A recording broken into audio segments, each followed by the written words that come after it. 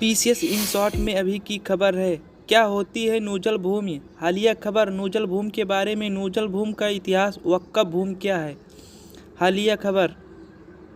हाल ही में उत्तराखंड के हल्द्वानी में प्रशासन द्वारा नूजल भूमि पर एक अतिक्रमण हटाओ अभियान चलाया गया।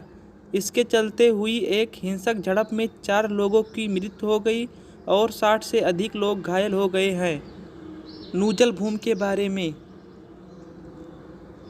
नूजल भूमि के तात्पर्य गैर कृषि उपयोग सहित विभिन्न परियोजनाओं के लिए पट्टे पर दी गई सरकारी स्वामित्व वाली भूमि से है।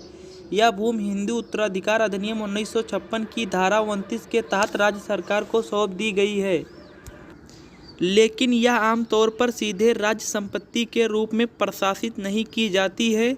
इसके बजाय सरकार इस भूमि को 15 से 99 वर्षों तक एक निश्चित अवधि के लिए विभिन्न संस्थाओं को पट्टे पर देने का विकल्प चुनती है। नूजल भूमि का इतिहास। भारत में ब्रिटिश शासन के दौरान ऐतिहासिक घटनाओं के परिणाम स्वरूप नूजल भूमि का उदय हुआ। अंग्रेज अक्सर स्थानीय राजाओं और रजवाड़ों के साथ संघर्ष करते थे। अक्सर उनका विरोध करने वालों की जमीन जब्त कर लेते थे। भारत में आज़ादी मिलने के बाद ये जमीन जो पहले ब्रिटिश अधिकारियों के नियंत्रण में थी, वह अब खाली कर दी गई। हालांकि इन जमीन के स्वामित्व पर अक्सर विवाद होता था, क्योंकि कई राजाओं और राजघरानों के पास अपने पूर्ण स्वामित्व को साबित करने के लिए उचित दस्तावेजों का अभाव था। परिणाम स्वरूप इन भूमियों को नूजल भूमि के रूप में नामित किया गया। वक्फ भूमि क्या है? वक्फ भूमि मुस्लिम कानून के अनुसार धार्मिक, धर्मार्थ या पवित्र उद्देश्यों के लिए अस्थायी रूप से समर्पित संपत्ति है। ये बंदोबस्ती, मस्जिदों, शैक्षणिक संस्थान और मुस्लिम समुदाय के भीतर कल्याणकारी पहलों का समर्थन करने के लिए महत्वपूर्ण भूमिका निभाती है। 1995 का वक्फ भूमि अधिनियम में वक्फ संपत्ति के प्रशासन और पर्यवेक्षण को नियंत्रित करता है।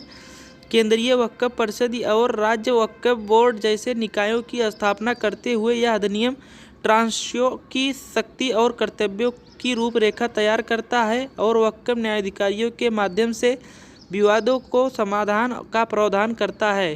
प्रश्न। नूजल भूमि के संदर्भ में निम्नलिखित कथनों पर विचार कीजिए। 1.